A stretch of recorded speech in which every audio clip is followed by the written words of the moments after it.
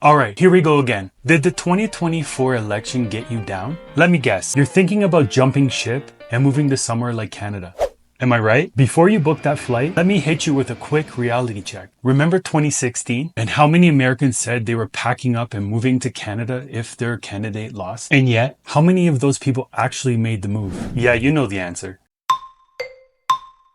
Hardly any. I got a feeling that 2024 won't be any different. Now, before you supporters of the candidate that won gets too smug, let me remind you something. Back in 2020, your side lost and a lot of you said you were moving to Canada too. Remember that? And guess what? Just like in 2016, hardly any of you packed up and left. Moving isn't as easy as people make it sound, especially to Canada. But if you're somewhat serious about the move, why Canada?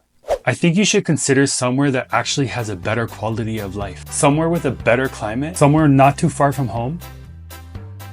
Maybe that somewhere should be Mexico. Canada isn't the perfect escape plan like you think it is. Sure, it's got some friendly people and maple syrup, but let's get real. Even though I was born and raised there, I wouldn't recommend it. You think you're dodging US politics by moving to Canada? Nice try. Canada might be a separate country, but it's not that different in culture. You'll still be bombarded by news about the US election, the president, and every single move in Washington. Canadians probably know more about US politics than they do about their own country's issues. I know this because I'm one of those Canadians. Now let's talk about dollars and cents. Canada's cost of living is through the roof. You want to live in Toronto or Vancouver? Hope you have deep pockets. The average cost of rent in Toronto is about $1,800 US per month for a one-bedroom apartment in the city center. And Vancouver's average is a bit higher. If you're looking to go out for something to eat in those cities, it's an average of about $20 US per plate. Then there's groceries. They're expensive and the prices keep rising. I'm sure the Canadians watching this could tell you how expensive things are actually getting. Mexico is just so much cheaper than Canada.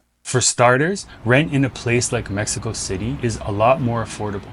It could be on average a third of the cost of Toronto or Vancouver. When it comes to groceries in Mexico, I would say you would spend about half of what you would spend in Canada. And if you head to the local market instead of the grocery store, you could probably cut those costs even more. My next point is without saying, Mexico has better weather. There's no snowstorms here. Whether you're at the beach or in the mountains, the best part is you're not digging your car out of a snowbank in the middle of winter. Mexico is known for its sun and sand, but did you know there's places like Mexico City where it usually doesn't get too hot because of the altitude? In my opinion, it's almost perfect temperature year-round. Seriously, look it up. Let's not forget about Mexico's culture. From delicious food to colorful festivals, this country knows how to live. Picture yourself at a local fiesta, enjoying tacos al pastor and dancing in the street. It's not just a place to live, it's a lifestyle.